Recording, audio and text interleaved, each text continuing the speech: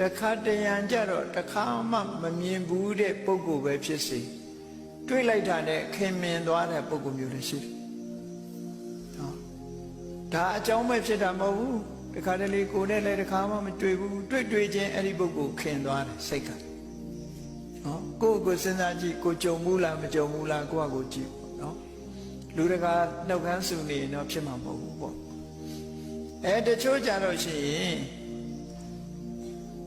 သူ့ဘာသူနေတာပဲကိုယ်နဲ့လည်းဘာမှမဆိုင်ဘူးမြင်တာနဲ့အမြင်ကတ်တဲ့ပုဂ္ဂိုလ်လည်းရှိတယ်နော်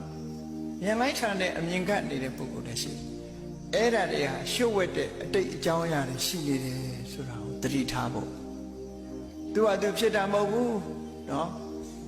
မသိစိတ်ကဆိုလေပြောမယ်ဆိုရင်ခုခေတ်စကားနဲ့ပြောမသိစိတ်ကလှုံ့ဆော်ပေးနေတာခါတလေအလိုလိုမုန်းအဲ့လူမြင်တာနဲ့မုန်းအဲ့ဒါအတိတ်ကတန်တရာကအမုန်းတွေကလည်းပါလာတတ်တယ်တန်တရာကမေတ္တာတွေကလည်းပါလာတတ်တယ်ဒါကြောင့်မို့တုံးနဲ့တူခင်းနေမင်းနဲ့ဆိုတဲ့နေရာမှာပုပ္ပေဝတန်လိဝသေနပစ္စုပန္နဟိတေနဝါဆိုတဲ့ရသော်ဗျာကအကြောင်းတစ်ခုရှားပြထားတယ်အတိတ်တုန်းကတူတူနေခဲ့တယ်ခင်ခင်မင်မင်နေခဲ့တဲ့ပုဂ္ဂိုလ်တွေဟာဒီဘဝမှာမြင်လိုက်တာနဲ့ခင်မင်နေနော်ပစ္စုပန္နဟိတတူနဲ့တူကူညီမှုတယ်လက်ရှိဘဝမှာမေတ္တာသက်ဝင်ခုခေတ်မှာအသစ်ဖြစ်တယ်ဆိုလို့ရှိရင်လေခင်မင်မှုတွေဖြစ်တယ်အဲ့ဒါလိုပဲအတိတ်ဘဝတုန်းကယံဖြစ်ခဲ့ဘူးတယ်ဆိုတဲ့ပုဂ္ဂိုလ်ဟာလေဒီဘဝလည်းပဲယံညှိုးဖြစ်နေတာမြတ်စွာဘုရားနဲ့ဒေဝရပဲကြည့်ဒေဝရရဲ့စိတ်ထဲမှာမြတ်စွာဘုရားပေါ်မှာကြည့်မရအောင်အလိုလိုမုန်းနေတာတန်တရာကအမုန်းလို့ခေါ်တယ်မြတ်စွာဘုရားကတော့ငကိုယ်တည်းကသူ့ကိုတီးခံတယ်ခွင့်လွတ်တယ်တီးခံခွင့်လွတ်ထားသည့်အတွက်ကြောင့်မြတ်စွာဘုရားကတော့ဒေဝရကိုမုန်းတယ်ဆိုစိတ်မရှိဘူးမရှိလို့ပဲသင်္ကန်းတွေပဲဝတ်ပေးထားတာပဲလေသူ့နှမတောင်ယူထားလိုက်သေးတာပဲမုန်းလို့တော့မဟုတ်တော့ဘူးเนาะအဲ့တော့ဒေဝတကသာတစ်ဖက်သက်မုန်းနေတာနောက်ဆုံးကြမှာအမုန်းဟာဖြေလျော့ပြီးတော့နောက်ဆုံးမှာမြေမြူတဲ့အချိန်ကျမှမြတ်စွာဘုရားကိုကြော့သွားပြီးတော့အမုန်းနေခြေသွားအမျက်တော်ဖြေဆိုတာအဲ့ဒီမှာပဲပေါ့เนาะသူရဲ့အမျက်ဒေါသတွေကအဲ့ဒီအချိန်မှာအမုန်းတွေကုံဆုံးသွားတယ်တန်တရာကအမုန်းဆိုတာအလွန်ကြောက်စရာကောင်းတယ်ဒါကြောင့်မို့ဒီဘဝမှာမုန်းတဲ့လူမရှိအောင်တတိထားနေကြဖို့လိုတယ်ပေါ့မုန်းတဲ့လူရှိစေနဲ့ရှိလို့ရှိရင်တန်တရာကအမုန်းဖြစ်သွားလိမ့်မယ်မတည့်တဲ့လူမရှိစေနဲ့မတည့်တဲ့လူရှိလို့ရှိရင်ဥပေက္ခာကိုကျင့်သုံးလိုက်မေ့ထားလိုက်နော်မေ့ထားလိုက်သူလောက်တာတွေပေါ်မှာတောင်းတွင်းတွေလုံနေ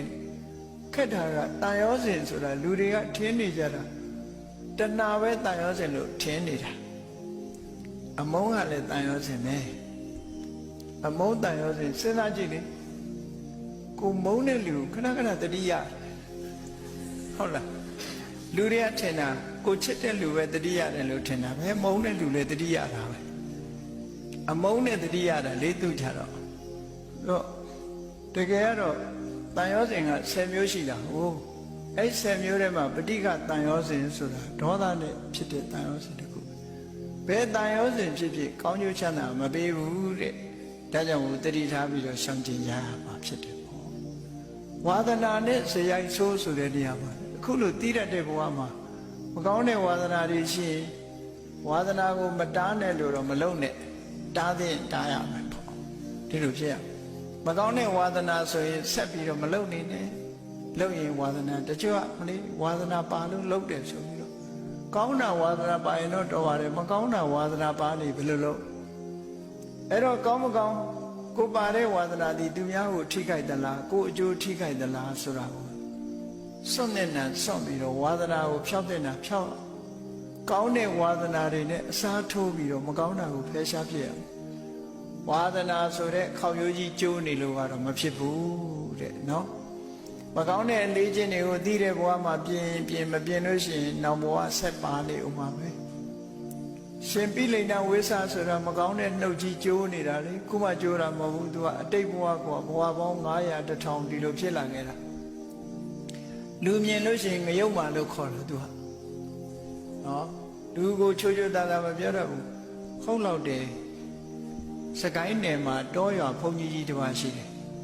အဲ့ဒီဘုန်းကြီးက တွေ့လို့ရှိရင် तू နှုတ်ဆက်တာကြည်စံဘယ်တော့မှချိုချိုတတ်တာနှုတ်ဆက်ဘူးဆဲပြီးနှုတ်ဆက်တာ तू နော်ဟာကောင်ကြီးမသေးသေးဘူးလားဆိုတာမေးအဲ့ဒါနှုတ်ဆက်တာလေနေကောင်းလာလို့မနှုတ်ဆက်ဘူးဆဲပြီးတော့နှုတ်ဆက်အဲ့ဒါလိုလည်းမဖြစ်စေကြနဲ့ဝါသနာကိုကအဲ့ဒီတိုင်းနော်အဲ့ဒါလိုမဖြစ်စေဖို့ကောင်းမြတ်တဲ့ဝါသနာတွေကောင်းမြတ်တဲ့အလေးအထားတွေကိုယ်တဏ္ဍာမှာလေ့ကျင့်မွေးမြူကြရမှာဖြစ်တယ်ပေါ့အေးမြတ်ဗုဒ္ဓရဲ့အဆုံးအမနဲ့အညီချမ်းသာဒုက္ခကိုရှားတယ်ဆိုတာဘာနဲ့ရှားရမှာလဲဘာနဲ့ရှားရမှာလဲလို့ဆိုရင်မြတ်စွာဘုရားကဒုက္ခပုံညတဥစ္စေယောကုသိုလ်ကောင်းမှုတွေစုဆောင်းပြီးရင်ချမ်းသာပါတယ်လို့ဟောတော့ကုသိုလ်ကောင်းမှုနဲ့ရှားပေါ့ခုနကပြောသလိုတရားတွေကိုညှင်းဆဲပြီးတော့ချမ်းသာဒုက္ခကိုမရှာနဲ့သူများဒုက္ခရောက်အောင်လုပ်ပြီးတော့ချမ်းသာဒုက္ခကိုမရှာနဲ့ဆိုတဲ့ဒီအတွေးအခေါ်မြတ်စွာဘုရားရဲ့အဆုံးအမတွေမိမိရဲ့ယင်တဲ့နှလုံးထဲမှာစွဲသွားအောင်မှတ်ထားနောက်ဘဝလည်းဘယ်တော့မှသူများမျက်ရည်ကျအောင်လုပ်ပြီးချမ်းသာတာသူများဒုက္ခရောက်အောင်လုပ်ပြီးမှချမ်းသာတာမျိုးဒါမျိုးတွေမဖြစ်သင့်ဘူးလို့ဒီလိုဆိုတာပေါ့နော်အများကို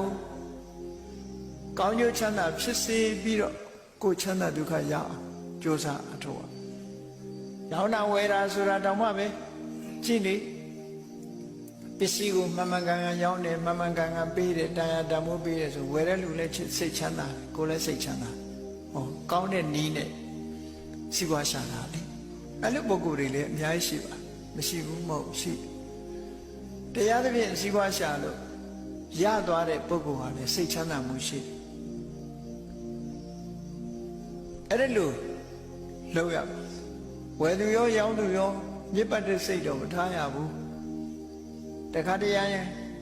ရောင်းတဲ့လူကစိတ်ကောင်းရှိတော့လဲဝယ်တဲ့လူကစိတ်ကောင်းမရှိတာလည်းရှိနိုင်သေးတယ်ဒါတော့မင်းကောင်းရင်ငါမဆိုးပါဘူးလို့မပြောနဲ့မင်းမကောင်းလဲငါမဆိုးပါဘူးပဲပြောရမှာပဲเนาะသူကောင်းကောင်းမကောင်းကောင်းကိုလည်းမဆိုင်ဘူးကိုကောင်းအောင်လုပ်မယ်ဆိုစိတ်ဓာတ်ကိုထားမြတ်စွာဘုရားဟောတဲ့တန်လေခသုတ်တံမှာအဲ့ဒီတိုင်းပဲမြတ်စွာဘုရားသူကောင်းကောင်းမကောင်းကောင်းငါကောင်းမယ်သူမကောင်းတာနဲ့ငါလည်းဘာမှမဆိုင်ခုခေတ်လူတွေကတော့အဲ့လိုမဟုတ်ဘူးနော်မင်းကောင်းရင်ငါမဆိုးပါတဲ့မင်းဆိုးလို့ငါဆိုးတယ်ပေါ့အထိပ္ပယ်နော်ပြီးတော့ချိန်ချောက်တဲ့စကားလေးကပါသေးတယ်တီးခံတယ်ဆိုတာအတိုင်းတာရှိတယ်နော်တဲ့အကုန်သိမခံဘူးဆိုတဲ့အဓိပ္ပာယ်ချိန်ချောက်လိုက်သေးတယ်နော်အဲ့တော့အဲ့ဒါတွေကမှန်ကန်မှုမရှိဘူးမှန်ကန်မှုမရှိဘူးတီးခံတယ်ဆိုတာငါအတိုင်းတာမထားဘူးဒီလိုပြောမှပဲပို့ပြီးတဘာဝကြနော်တီးခံတယ်ဆိုတဲ့သဘောငါမှအကန့်အသတ်မထားဘူးခံပါပဲတီးခံပါပဲဒီလိုထားရအောင်မင်းကောင်းသည်ဖြစ်စေမကောင်းသည်ဖြစ်စေငါကောင်းမယ်ဆိုတဲ့စိတ်ဓာတ်ကိုမွေးပြီးပါမယ်ပေါ့ဒီလိုဖြစ်ရဒါကြောင့်မို့မြတ်ဗုဒ္ဓရဲ့အဆုံးအမနဲ့ချမ်းသာဒုက္ခကိုရှားတယ်လို့ဆိုတော့ကုသိုလ်ကောင်းမှုလုပ်ပြီးတော့ချမ်းသာဒုက္ခကိုရှားတယ်မေတ္တာနဲ့ချမ်းသာဒုက္ခကိုရှားမယ်ကရုဏာနဲ့ချမ်းသာဒုက္ခကိုရှားမယ်မုဒိတာနဲ့ချမ်းသာဒုက္ခကိုရှားမယ်ကောင်းမြတ်တဲ့သဘာဝတရားတွေနဲ့ချမ်းသာဒုက္ခကိုရှားရင်မိမိလုပ်တဲ့လုပ်ရဟာတစ်ဖက်သားကိုလည်းမထိခိုက်ဘူးကိုယ်ကိုလည်းမထိခိုက်ဘူးသူတော်ကိုလည်းမထိခိုက်ဘူးမထိခိုက်သည့်အတွက်ကြောင့်သူလည်းချမ်းသာကိုယ်လည်းဝမ်းသာဟောနှစ်ခုသူလည်းချမ်းသာကိုယ်လည်းချမ်းသာအဲ့ဒါလို့နီးမျိုးဖြစ်အောင်ဘုန်းကြီးတို့တွေကြိုးစားခြင်းဟာမြတ်ဗုဒ္ဓရဲ့ဆုံးမနဲ့ဒီချမ်းသာဒုက္ခကိုရှားခြင်းပဲလို့ဒီလိုဆိုတာလောကမှာလူတွေဟာကိုယ်ဆင်းရဲမှကြောက်လို့တစ်ဖက်သားဘာဖြစ်ဖြစ်ဆိုတဲ့စိတ်ဓာတ်တွေမွေးတာမှန်ကတော့စဉ်းစားလိုက်မယ်ဆိုရင်ဒီနှိုင်းရှင်လေးလံကြည့်မယ်ဆိုလို့ရှိရင်တော့သူလည်းချမ်းသာကျင်တာပဲငါလည်းချမ်းသာကျင်တာပဲငါအတွက်နဲ့တော့သူစိတ်မဆင်းရဲပါစေဒီလိုနှလုံးသွင်းပြီးတော့ချမ်းသာဒုက္ခရှာတဲ့ပေါ့